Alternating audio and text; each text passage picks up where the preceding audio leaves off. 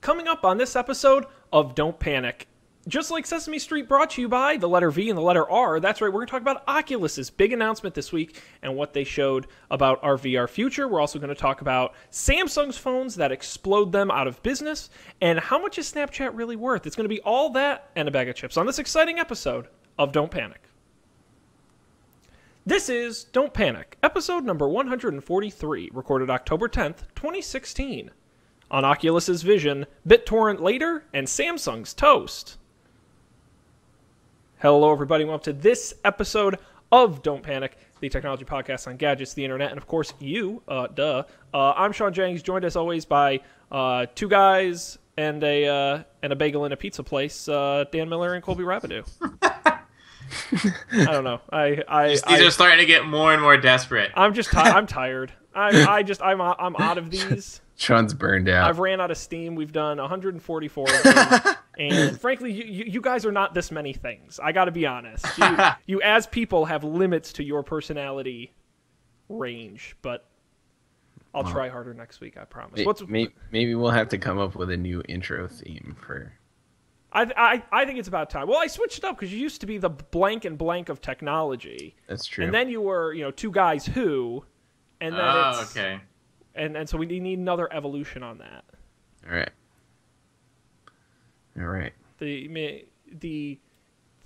Well, tonight, how about you guys are the Mario and Luigi of technology? I don't know. I'm pretty sure I've done that. I had to have done that. Probably. Maybe you're the Wario and Waluigi of technology. Whoa. Can we talk about how much bullshit Waluigi is? Like, okay, Wario is the M upside down. But then they're like, okay, who would evil Luigi be? We can't just turn the L around in a weird way. Let's just put WA in front of Luigi, and then that'll be evil Luigi. Yeah, he really got the short end of the stick on that one. Yeah. No respect. No respect at all. So what's going on with you guys? What's the scoop since we were here last? The scoop? The scoop. Went to Boston, had some terrible travel disasters befall me. So do not fly to Boston. I was going to say, is it worse than the train? Or better? It's worse when there's any delays, because in both cases it would have taken just as much time on the train, but we wouldn't have had to sit in an airport or worry about missing when the next announcement of how delayed our flight was going to be. So with a sample size of 2, I prefer the train. You could just not go to Boston, too. I mean, that's a respectable position. It's really not an option, though. No, you gotta go. Right. It's too cool. Yeah, they have really good seafood there and really good beer, some of which I'm enjoying. Yeah, what are you drinking? Right now. Trillium Brewery Sigtebrot. It's inspired by Danish bread, which I'm pretty sure we had in Copenhagen, Colby. Danish wheat bread inspired beer brewed with raw wildflower honey and whole wheat flour. Nice. Yeah. Yeah, Trillium's great. If you're in Boston, that's a must-see destination, I would say. Mm-hmm. Oddly enough, I still haven't been there, and I live here. I can go literally. And it's right next to drink. You just pop in. I know. The problem is neither of those places are in a place one simply pops into. It's and like also, a real I commitment. suspect that they're open at mutually exclusive times. I guess you could go to one and then go to the other. Follow it up, yeah? Yeah. Someday. Nice. That's about it. Oh, I forgot to share something last week. The button on the new iPhone, the button that's not a button, yeah. The button that's not a button is great. I'm a huge fan of this button. I like it better than the normal button. Button plus? I like it better than the normal button, and my friend Chuck thought the same thing. And I was picking up my other phone when I got home today, and I pressed the button, and it feels so mushy. It feels so mushy. And maybe that's just because I've had that phone for a while and I press that button a lot. But it's just so cool. I just really like the Force Touch, whatever 3D Touch, whatever they're calling it these days. Stuff. I think it's really, really cool. Taptic feedback, yeah. Taptic feedback. I just love using it, possibly because I know that it's technology. But then on my laptop, I still can't tell that it's not. Yeah, so the button gets a thumbs up from me. And you're still liking the jet black. Yes. No scratches, as far as I can tell. The camera takes great pictures. Yeah. Overall, solid. Overall, would recommend. Nice. Nice. So I was at the Apple store today trying to acquire a phone and failing, but I did try, like, I did touch all the different finishes. It's like the same thing. Right.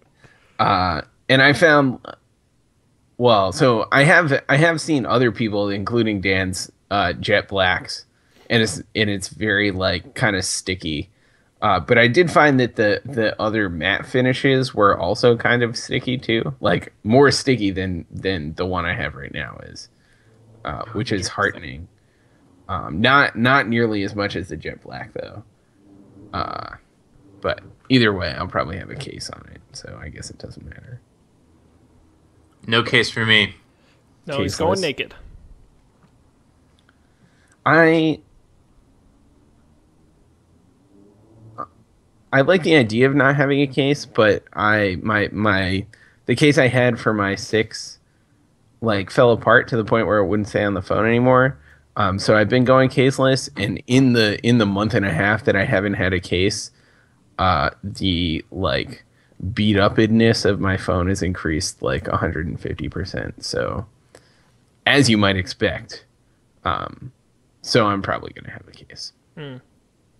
Yeah, I actually don't like cases. I prefer not to have them. The problem is I have one of those magnet mounts in my car, and they require me to have a metal plate, either A, adhesive stuck to the phone, or B, between a case and the phone, and I won't stick it to the phone. So Yeah. I'm kind of like, yeah, it's a disappointment. And then I was mentioning my work phone is getting upgraded from the 5C to the SE, and I had to go case shopping for it. Man, there's so many options out there, and it's really hard to know which are good because friggin' everybody and their brother makes cell phone cases these days. You don't just auto go the Apple ones? No, I don't. And maybe that's the best option. I kind of just go to Amazon and shop around Wirecutter and some of those guys, and yeah, again, I prefer the really slim cases. Like I care if it offers zero protection. Like it does not have to stop my phone. You know, like the big bulky, waterproof, smash proof, throw it off the Empire State Building and it's fine cases. Like no pass, not that totally ruins the phone. Not worth it. I feel like the Apple cases do the best job of not ruining the phone because they're like from Apple designed with the phone in mind. Yeah, that would make sense. Yeah. You know, speaking of phone design, this is a bit of a non sequitur, but it does kind of tie into a story we may talk about later. But, you know, it was funny. A while back, like a month or two back, I was just goofing around on YouTube, and I came across the Apple AntennaGate, which was the iPhone 4, I believe, when Steve Jobs got all the reporters in the room and sat them down and said, look, every phone, when you hold it, because this was back when, you know, nobody noticed this, every phone, when, you know, they had the tests with all the different, Palm Trio, and of course all the smartphones at the time, if you hold them the wrong way, the antenna stops working, and look, we acknowledge it's a problem, but it's a problem for everybody, and if people want to exchange it, but nobody has said they wanted to, so it's not really a problem. He schooled everybody at that announcement on basically shut up and go away because it's not really a problem. And the reason that comes up is because I was thinking, you know, Apple makes a lot of products, had one small problem with their product, explained it properly, moved on, and continued to make great products. Samsung's phones are literally exploding into flames. Into flames! Like, I cannot think of a worse problem for your product to have. Short of, probably cyanide in the Tylenol was probably the only one I could think of that's worse. But it's a close tie to your phone literally exploding. And I just think of how Samsung explains it away. And when you compare these companies, you know, we give Apple, I think, a ton of credit for, oh, it's Apple. Oh, they do. But you know what? They actually do some things really well. And they do kind of get it in a lot of respects. And I don't know. I just think that we kind of don't remember that moment, but I think it's an apt time to kind of create a parallel between these things. So what you're saying, Sean, is that the Samsung Galaxy Note 7 is the Trump of the smartphone world. It's exploding and people still want to buy it. The worst possible thing that could happen to it is happening and no one seems to care. Meanwhile, the iPhone, the Hillary Clinton of smartphones, has one minor problem that every other smartphone has, and it's the end of the world. That's right. Well, it works just good enough at most things. It's not exceptional at any one thing, but it gets the job done. Right. A lot of experience. Yeah. That's about right. I think that's totally fair. And notice how they've gone ahead and recalled and stopped selling all of the Samsung Notes. So, I don't know what that says about that analogy, but perhaps we'll leave it there. All right. Yes. So we have some news about the Samsung explosions too. We haven't talked about it on the show in any official capacity as of yet. And there's a long story that I can give the very high level at. Please do. And believe it or not, it all starts with Apple in some respect, which of course all great smartphone stories kind of do. Before I dig into that, I want to let everybody know that we are live right now on Facebook at facebook.com/don'tpanicshow. If you're watching live, we encourage you to interact with us, comment on Facebook. We'll read it and respond accordingly on the show. We do it live Monday nights at 10 Eastern, 9 Central. Now, Apple. This is the sort of reported rumor theory, is that when Apple announced that the iPhone 7 was not going to be a huge, big refresh. Well, they didn't announce. When it started leaking that they weren't doing anything crazy, it was just kind of an improvement over the 6. Supposedly, air quotes, supposedly, Samsung thought, all right, we're going to blow out the Note 6 with every crazy feature we can put on it and try and just crush Apple in their path. They did the iris scanner. They did all kinds of stuff. One of the things they supposedly tried was they wanted to get more battery life out of the phone without making it any thicker or heavier. And so supposedly, and again, this is all unconfirmed, but supposedly they tweaked the battery to get more the actual hardware chemistry in the battery to get more power out of it to meet whatever the, instead of 18 hours, it's a 24-hour battery or whatever. Turns out, not a great idea when you do it in a short amount of time and it's untested. And turns out when you mix explosives, which is what your battery basically is, and you don't do a good enough job testing it, bad things happen. So they launched the Note 7. A lot of people bought it. We're pretty happy about it. Until they started getting really hot and exploding.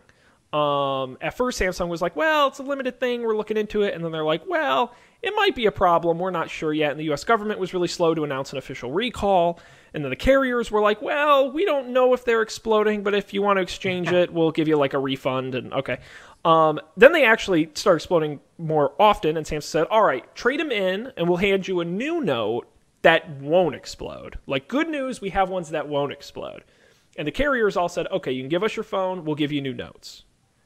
Turns out those also exploded. Whoops. Turns out you shouldn't promise people their second phone isn't going to explode when it does. Like, I think there are up to 7 or 8 reported instances of the new phones exploding. Bad news. Now all the carriers are saying you can hand in your Note and you can get any other phone. Like, we'll just give you any. Please don't sue us for your exploding phone. We'll just give you literally any phone on the planet in exchange for your Note. Samsung has not only announced a full recall on all of the original Notes and the supposedly new Notes, they've completely stopped selling and producing them. The factory lines are shut down. They are not making a single new Note as of this recording, as of this moment. So if you have a Note 7, it is now a collector's item. Don't plug it in, but put it on your shelf and be proud you own one, because nobody else will, because they explode. You could use it in self-defense in case your home is besieged. There was I saw someone did a Grand Theft Auto mod. Oh, yeah. Where the phones in the game, when you throw them, they explode. And so, yeah, it's a dangerous situation. So first of all, let me say, if you have a Note 7, get a different phone. Like, don't risk your pants exploding. Like, again, I can't think of a worse thing than your pants literally on fire. Funny story. once we finally boarded the flight last night to go back to New York, at like 11:30, we hear this like, you know, this is your captain speaking, blah blah blah. You know, expect cruising time of 30 minutes, and the FAA has advised all customers to please turn off any Note 7s that they may have. They need to be turned off. Yep. They cannot be in airplane mode. They need to be turned off. Thank you. And I was like, what? Did that just happen? It did happen. Yeah. Isn't that terrifying? Because like knowing how hard people ignore the stuff they say about electronic devices. I mean, what's the worst that could happen? It's probably smoke more than fire. Yeah, you're right. To be honest, because I have to imagine pretty toxic smoke.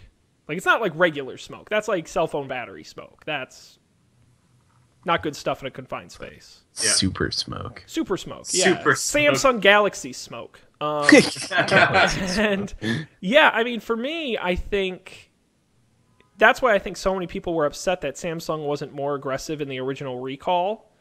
And that the U.S. government was, because the U.S. government has a process for recalls. They recall stuff all the time. And they were just really slow to implement it. And I think that's what got people really upset was that this doesn't seem to be a limited group of people this is happening to.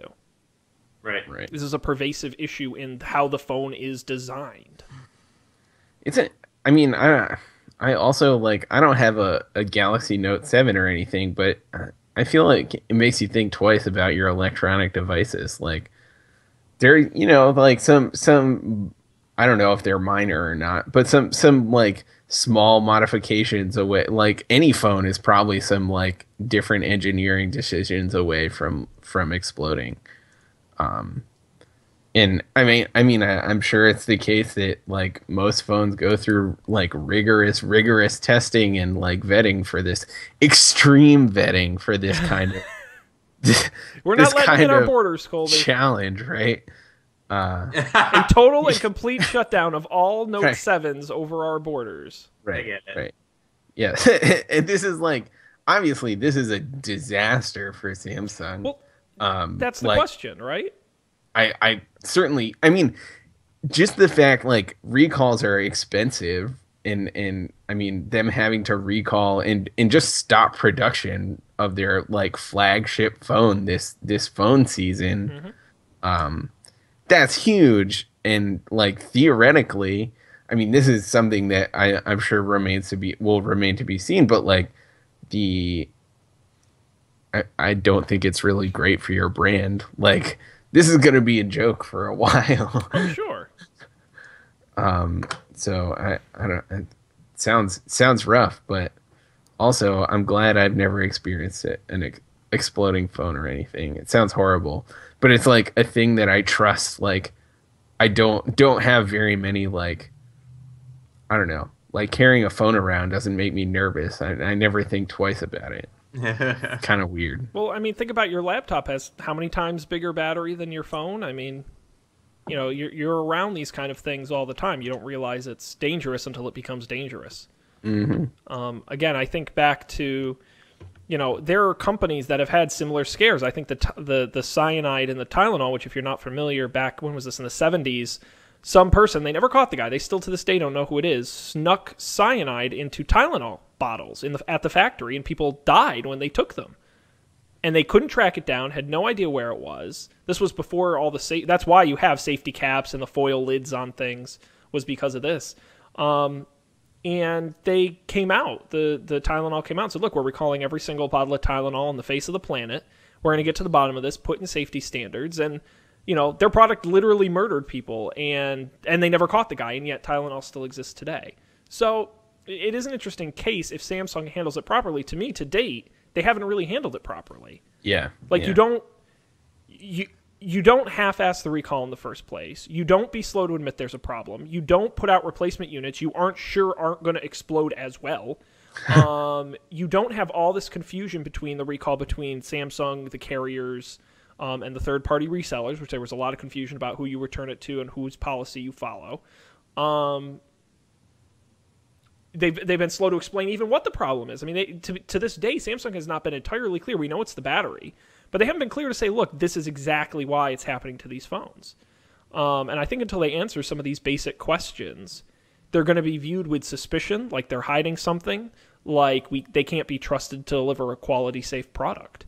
And not only does that hurt them in phones, but it hurts the entire Samsung brand, which, let's be honest, is probably at its peak right now. I mean, Samsung has never been bigger or more successful than they are, maybe not today, maybe a couple weeks ago, but you get the idea. TV and watches and phones and VR and washing machines. I mean, they're everywhere. And the worst thing you can have happen is to damage a brand that consumers use every single day. Yeah. Mm-hmm. Well, we'll have plenty of jokes that we can make for the foreseeable future. It's going to be great. Fodder for months, if not years. Samsung is toast. That's what I'm going with. I like that one. So we'll have to see. And I think this, by the way, goes back to, and it's not in the rundown this week because we ended up talking about 90% of it, but Google's announcement with the Pixel phone, is this a big opportunity for them to take some market share away from Samsung? I don't know. That's to be seen. I will say, by the way, part of the Google announcement was that they were going to put all this money into ads for the new phone. And I saw some of the ads. I don't remember was it during the debate or during football? I think it was during football that they were airing some of them. They were weak ads. Like, they did not do a good job. What I like about the Galaxy ads, and they do a good job at this, or they used to anyway, was they combined explaining the features with explaining what the features mean to you. So they would say, Samsung has you can pay with your credit card anywhere. And in the commercial, they would show why you would want to pay with your phone everywhere. Google just kind of has these, they don't connect those two, where either they highlight the features and it's just a list of features, or they kind of have this artsy-fartsy, like, I don't understand why I should buy your phone over everyone else's. Maybe that's my opinion. Did you see the thing from Silicon Valley where they talked about the Facebook as a chair video? No. Oh, man. Is that because they used that to introduce the event, didn't they? Yeah. What? The Silicon Valley video, they used that to open the Google Oh, event. yes, but I wasn't referring to that. This was like from one of the episodes. Oh. I've seen all the episodes, so I must have. Yeah, okay. If you haven't, it's hilarious. But I think Google's things are a lot like this. Like, what is Google? Think of it like a bowl. And it's like, okay. Mm-hmm. What is a Pixel? Well, it's more of a way of life than a product. It's like, all right. Sure. Yeah, bring it back down to earth, guys. I mean, that's... People just want a phone that works and doesn't explode. That's the bare minimum. That is the new low set by Samsung. Good. All right. Well, not good. I mean, they explode, but we'll keep an eye on that, and stay tuned to Don't Panic for any exciting updates on these exploding Samsung phones. Boy, is that a great tease. Follow our explosive coverage at Panic.io. Man, that needs to be on our billboard. That's great. All right, we've got some other stories here in the rundown we can get to and chit-chat about, gentlemen. I know VR was of particular interest prior to the show, if you guys would like to talk about that. Yeah, let's do it. I'm ready. Let's do it. So, Facebook and their subsidiary Oculus had the Oculus Connect 3 event last week, and they announced a bunch of stuff. I will start with the hardware because I don't know if that's as interesting, and then we can get into some of the software, but you can stop me. They announced some accessories for the Oculus headset. First of all, the Oculus Touch, which I believe we've talked about on the show before. That is the motion controllers. You'll be able to buy those in December for $199. They also announced more sensors, so you can do larger room space motion tracking rather than the little more narrow you get with the sensor that comes with it. Additional sensors are $79 a piece. They also announced new in-ear headphones, so currently you kind of have the over-the-ear. These are earbuds. You can buy those for $49. My God, this is getting expensive. It comes with over-the-ear?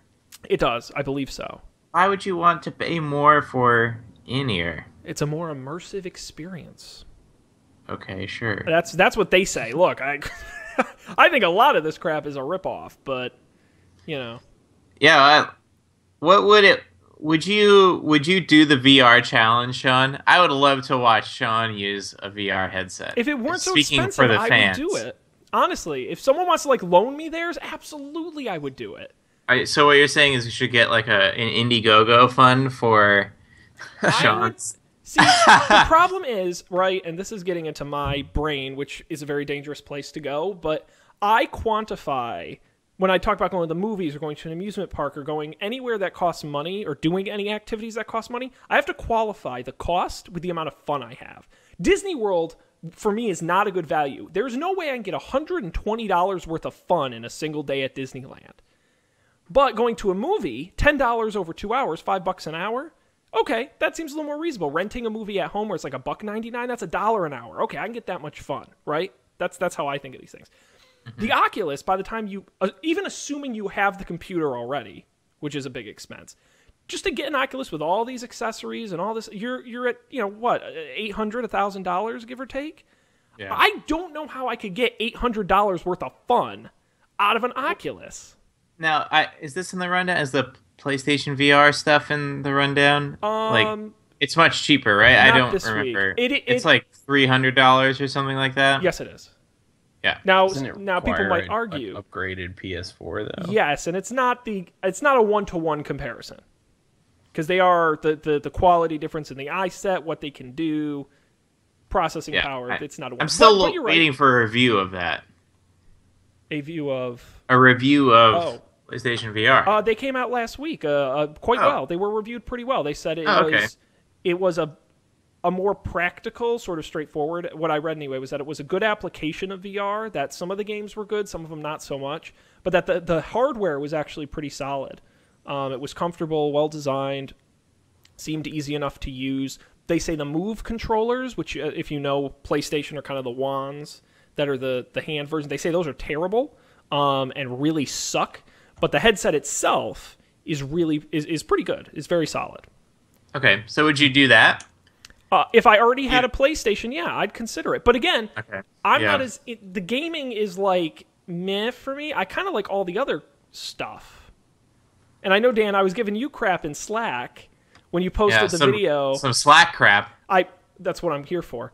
And where they were talking about, having meetings in VR and having lifelike avatars and some of the things you could do in VR. I watched the demo video. And Dan, I got to tell you, I'm sold.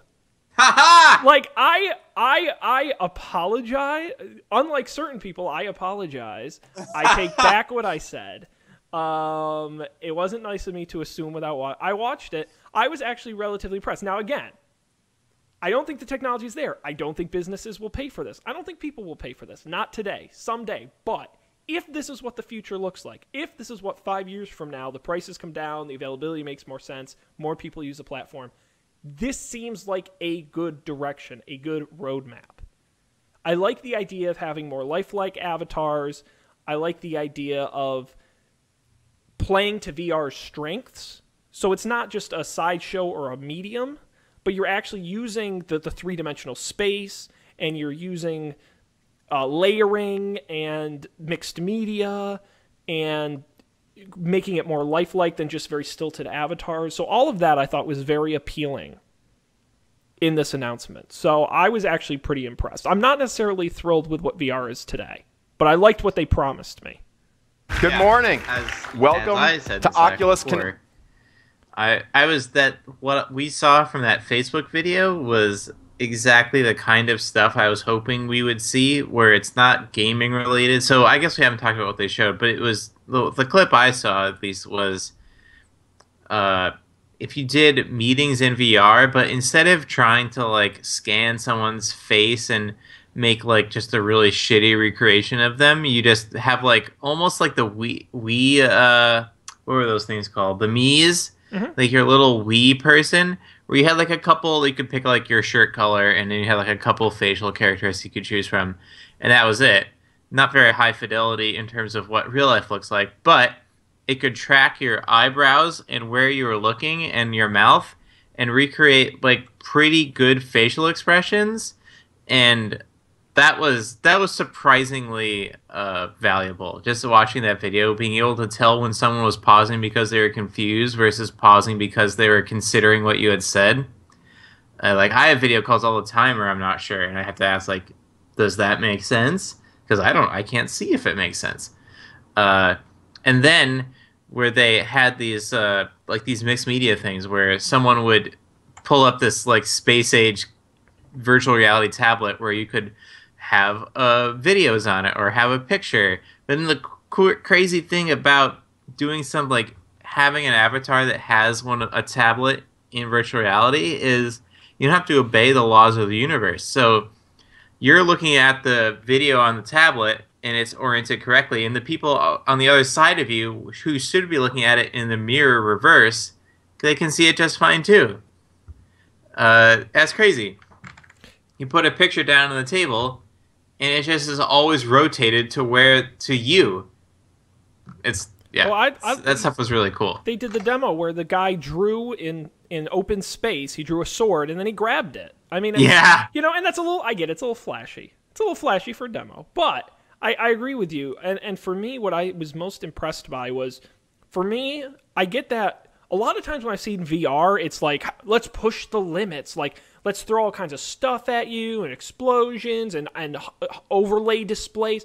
I think VR is at its best when it's most realistic. Like, I want it to be as much like real life as possible in this sort of conversational meeting, sharing information space. I get games and all that, and that's fine. But that's what I liked about this thing, was it felt like you were in the room with these people. It felt like you were grabbing real objects. Like, that's really impressive. Now, of course, it looked good on video. I don't know. Notice how they showed you what the video looked like, but they didn't show you what it looks like as the person with the headset, with the hand touch controllers. Does it actually feel like you're there? Mm-hmm. It looked like. Well, you could never do that until you have it. Well, exactly. That's the question I left with. Was, I get that it looks that way as someone watching it felt that way. How does it feel when you're the person using it? Does it feel like you're wearing a headset and using controllers? Yeah. The sword thing is interesting because this, like, okay, cool, you drew a sword and then you were able to pick it up out of midair. That's cute. But you could imagine drawing all sorts of things. Like, you draw a square and then, like, you're doing wireframing or, like, flow charts in air collaboratively with other people and rotating them around and dragging them and creating, like, linkages between things. That'd be way better than doing that on, like, a screen by yourself or even Google Docs. Or, like, I suspect, Dan, you're thinking of wireframing in terms of, like, web pages and stuff, but, like, you could do, like, collaborative wireframing for, like, physical stuff too at that point, when you can, like, like a house, or I mean, a sword is the example they did, but like a little device or something to like play around with things, and to be able to do that sort of just, I guess, brainstorming maybe, of like three-dimensional things is kind of a neat idea. And that's exactly the demo that HoloLens from Microsoft gave us. They famously, they had like the Boeing engineer that was building a aircraft engine in augmented reality and pulling apart the pieces in 3D, and that it was a version of that, which by the way, I think is very interesting to mix and match those, where, the immersive VR versus AR, the controllers versus HoloLens using Kinect to actually know where your hands are. So when you're grabbing stuff, you don't need controllers. Very interesting. I'm glad that both those visions exist, because I do think they've both presented interesting use cases. But yeah, this was a real interesting announcement. The other thing that they talked about that I thought was interesting, and one of the areas that Facebook and Oculus are pursuing, is this idea that VR today is either A, your cell phone strapped into a helmet strapped to your face, or a headset attached to a giant PC.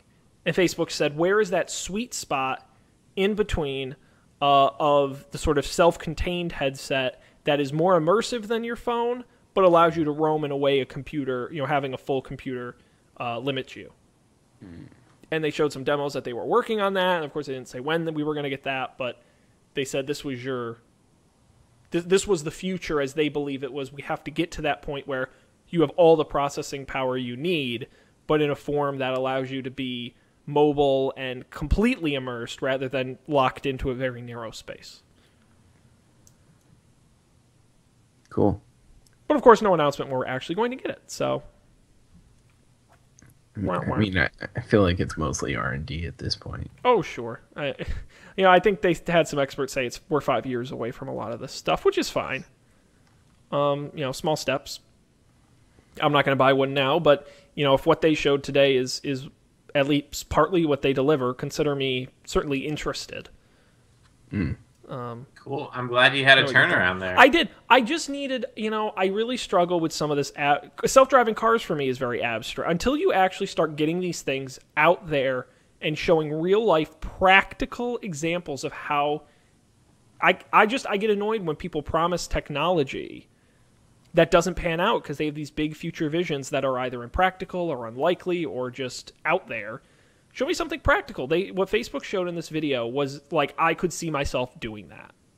And that's what sells it for me. When someone says, Sean, here's why you need a self-driving car, then I'll say, okay, like I get it. Like I need one because it does X, Y, and Z, and that impacts my life in this way. People need to start connecting it to the human side. I just use that as one example, but I think VR is making big strides in that direction.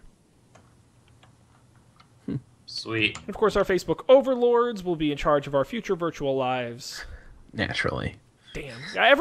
Mark Zuckerberg, and I don't want to hate on Mark Zuckerberg because actually he's had media coaching. I can tell you for a fact he has. He's much better at speaking than he used to be, which is fine. Good for him. But it always reminds me of the evil Hooli guy from Silicon Valley, and I get that that's exactly what I'm supposed to think.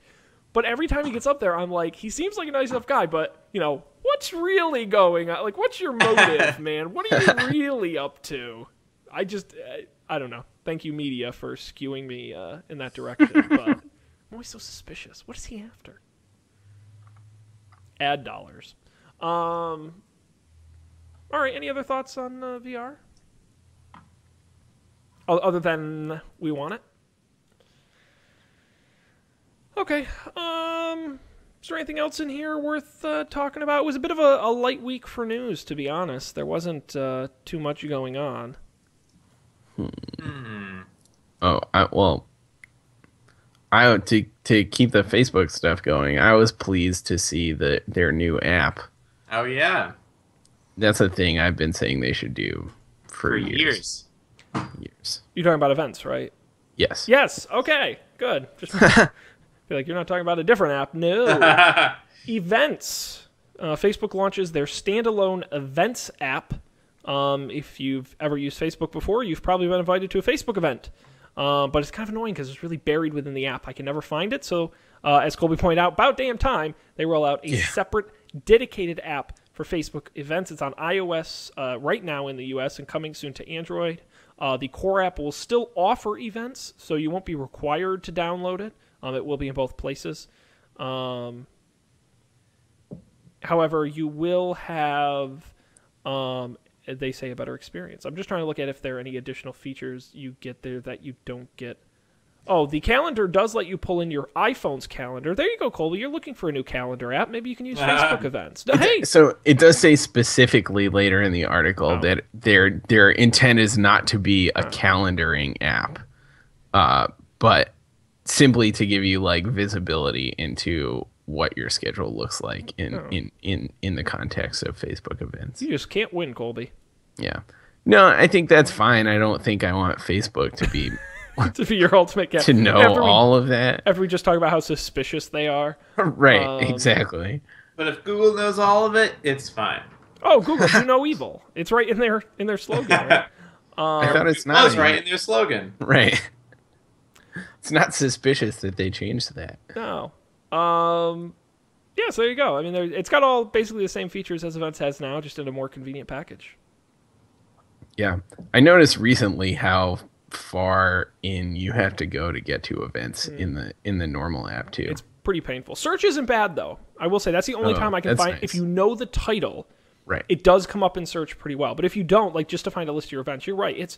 But, oh my God, and I know I sound like a broken record on this program, but Facebook has to stop adding features without thinking about how they organize their navigation, because it's just piling crap on top of crap, and and on their website is just as bad. I can never find any. Do you know how hard it is to find the pages you manage?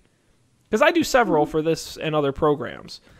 Just finding the pages is hard. It's shocking to me, the organization on the app and on the website. So if that means having 10 separate apps, great. I will support them, because if that's what it takes to get a quality experience, that's fine with me. Mm-hmm. I don't know. Dan, you have a pretty active social life. Are you a big Facebook events user? Yeah, kind of. Yes. I would say it's the most common way that stuff is organized, followed by email, and then maybe I don't know. Yeah, definitely. You don't get any evites?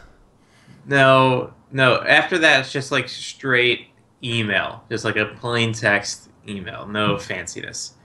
But yeah, Facebook's great, and I've discovered a couple things because Facebook will put in my feed like, oh, 2 of your friends are interested in this event next weekend, and I'm like, oh, I'm totally interested in that. But if they had just said you might be interested in this event, then I'd be like, yeah, but I don't know if anyone's going. I don't feel like it. But when you already know people are going, it works out really well.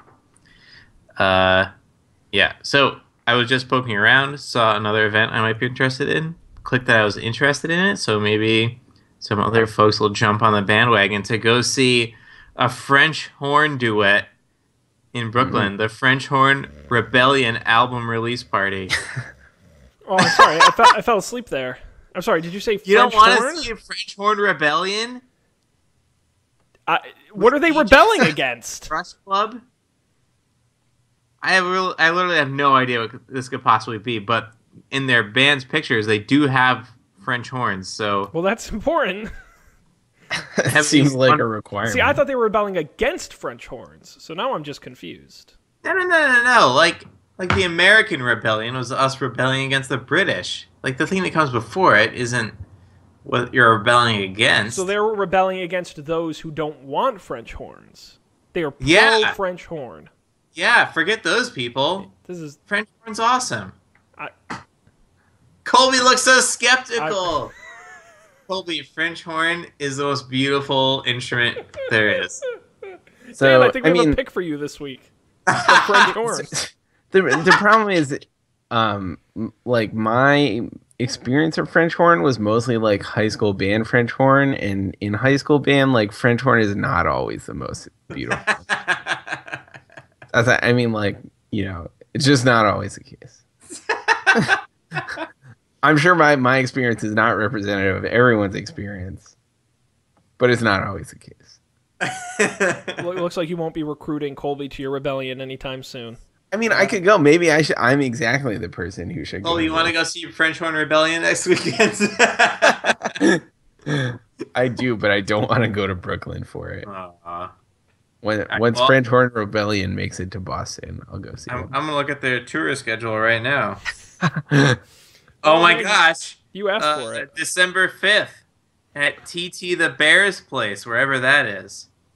Oh my god. I'm going to have to crack open the events app. Actually, that was in 2013. This band has apparently been around a long time. I'll look into it and get back to you, Colby. Okay. How's that for a digression? I'm getting some live feedback. My listener Dave says, Colby, French horn is gorgeous, you idiot. Yes. Whoa. Strong words. Strong words. By the way, speaking of Facebook being confusing and live feedback, is there any way I can see what's happening in our chat room? Is there like a host view? No, there isn't. It's literally just I can tell you what I do, and you have the exact same because you're a page man. Actually, I think anyone can publicly see it. Just go to Don't Panic Show on Facebook. Just go to the page, and then it says Don't Panic is live now, and it shows the little video, and then beneath it, it'll show the comments as people post them. and I just keep refreshing the page every so often to see if new comments show up. That's so lame. I know, that's the high level of technology. As I said, sometimes the new ones show up, but only sometimes. Yeah, it's so bad. It really is. Live video without live other stuff. It's really, and the annoying thing is, it's really good on mobile because you're showing the video and you see the comments in real time as you're showing the video. Because of you're doing it on the web, it's not as good. So that's the best we've got for now. We'll keep an eye. But of course, people can comment. Facebook.com/. Dave, I appreciate the support. Or you can just text one of us. That's probably another easy way to comment. That's true. You can tweet at us too. If you tweet at Don't Panic Show, I will see it and hear it. So. Nope, never mind. I won't see it. No, you could if you wanted, but I could this time. No. Okay. Good. This is definitely on the rails. All right, any other thoughts on Facebook events? I don't think so. Are there any other features you think Facebook should roll out into separate apps? Brains, use those big brains of ours? I don't Facebook think so. TV. What? Yeah, right. Yeah, no, yeah. Oh, an all-video app? Yeah, with the live stuff built in. It's not a terrible idea. It's like Twitter, but it's much better. It's kind of like Periscope, right? Yeah, but you could also see all your friends who are watching the show, and you could talk with them in real time. Like, you could have only your friends be in the room. That's kind of cool. That's kind of like what they promised at the Oculus event, to be honest. Because they had that rooms. Oh, did they? Well, they pitched a thing, they called it Rooms, where you have an avatar and you and your friends sitting there and you can watch Facebook videos, and I think Hulu was a partner, and you can watch them at the same time and play games and cards and stuff in virtual reality. Yeah, that sounds great. I just want it for watching videos. That's all I want. That's all I've ever wanted. No one's given it to me. That and Farmville, right? I know you're a big Farmville guy, Dan. Do you still play Farmville? Is it even still possible to play Farmville? Oh, I would bet it is.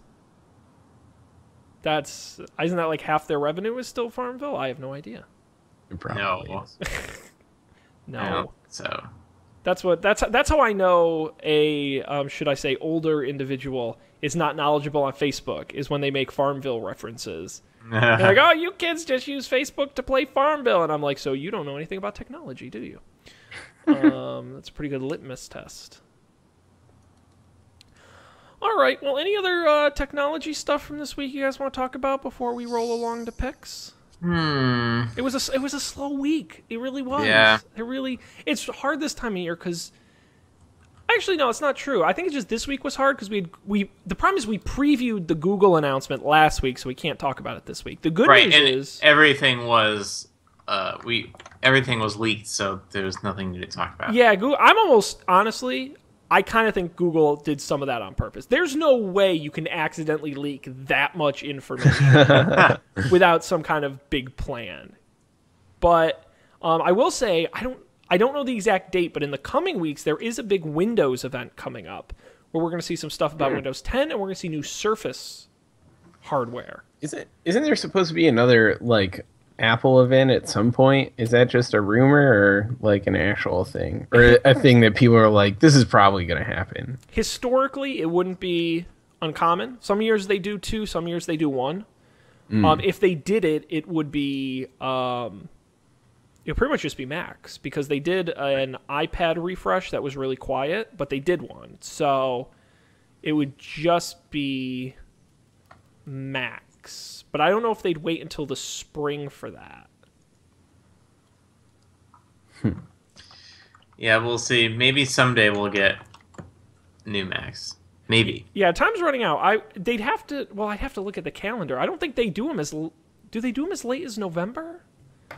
Because they need a good 7 to 10 day announcement window from when they put it out, and I haven't seen any rumors. So I'm going to say it's unlikely, but you never know. If they do it, we'll talk about it. Like I said, I just Macs. I don't know what else they could announce. I mean, that's really all I'd be interested in. They've refreshed everything else. Right. Apple TVs, maybe? Oh, Apple TV. All right. Yeah, that's a good point. Could be. Like I said, unless they put out a new category. Self-driving cars. No. We can dream. All right. Well, on that note, everyone will have to stay tuned to this program for that news. But right now, we've got to move on to picks. And we've got some really interesting ones here. I'm excited for Colby's, but before we get to that, I'm going to go first because mine's pretty quick. Who here likes singing in the shower? Come on, you can raise your hand. Everyone, come on. Everyone okay, I honestly don't sing in the shower. Well, Dan, I'm about to change your life because now you can.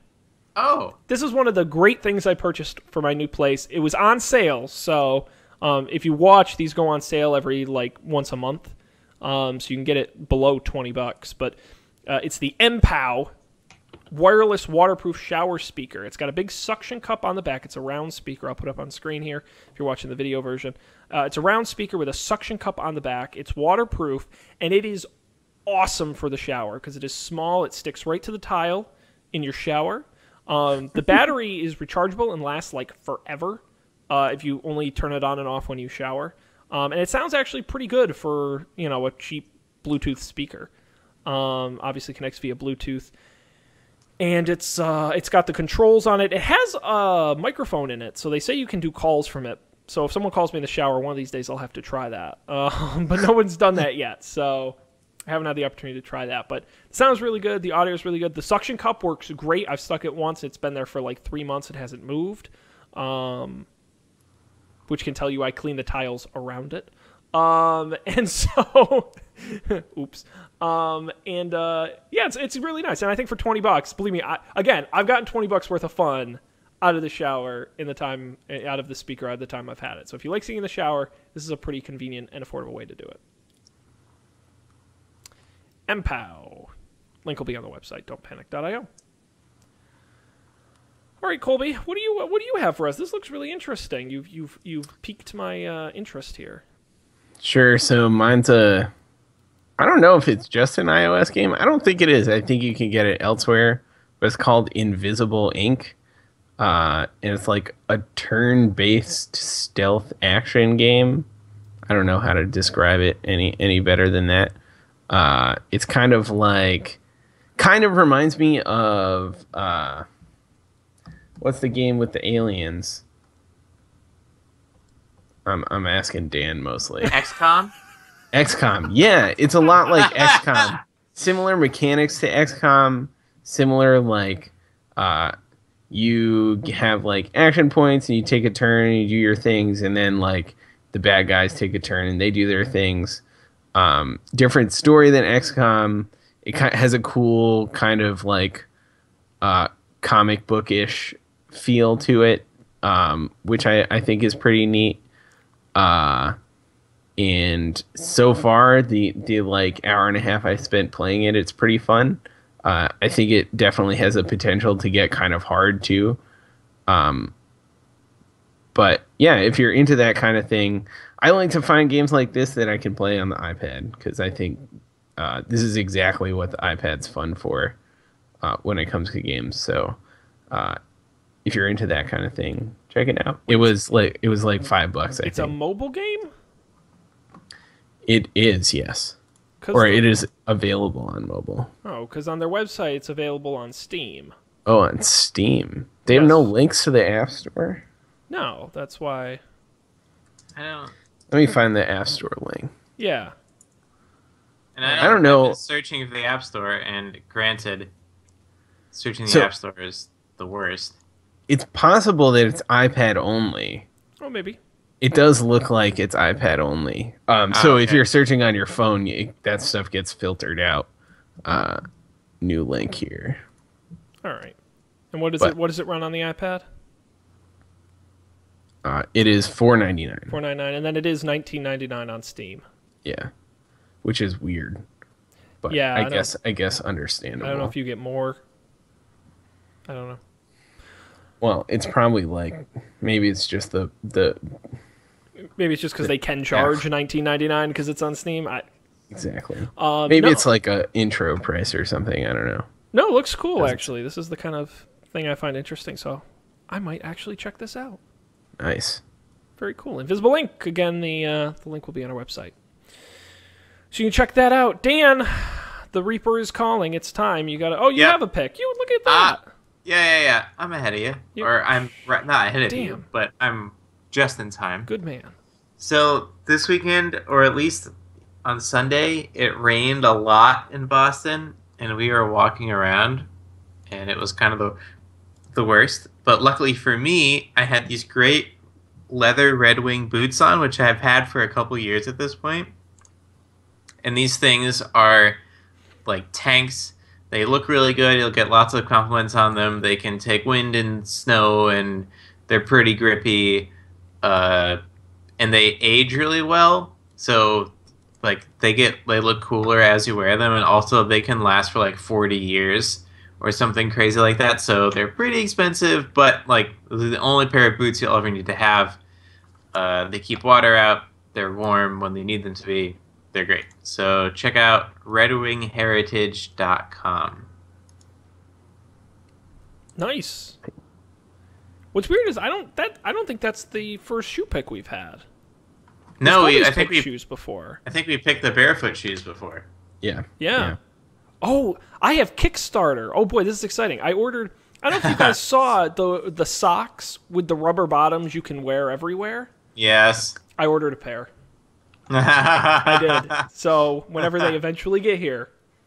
Someday.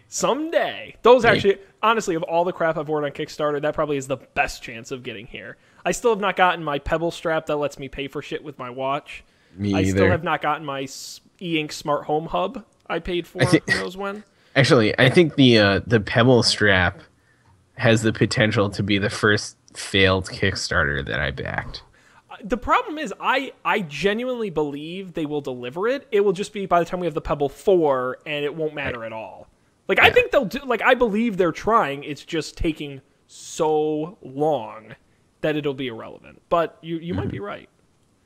That would be sad, because actually, what am I talking about? I don't want to pay for shit with my watch. I don't even know why I buy this crap. It's great. It's because Dan hyped it up so much with the Apple.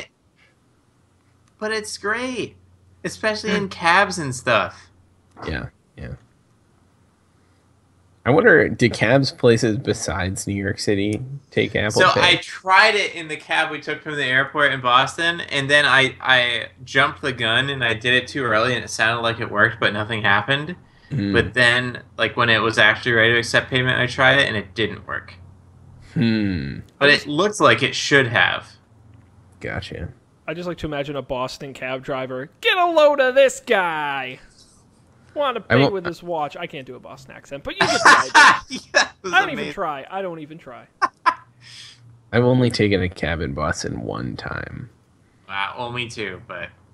Yeah, well, less unlikely for you. Very good. All right. Yeah. Well, some solid picks, some solid discussion. A good time was had by all. Gentlemen, is there anything you would like to say or describe or plug or go into detail about before we wrap up this evening? No. I'm excited for our next D&D game, I which was is next just week. about to tease that because we've talked about it many a time.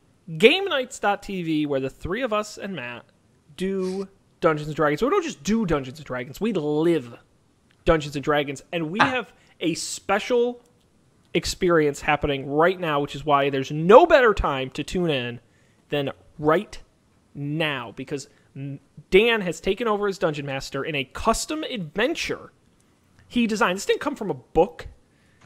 This didn't come from some pre-planned kit you can buy. It all came from Dan's head.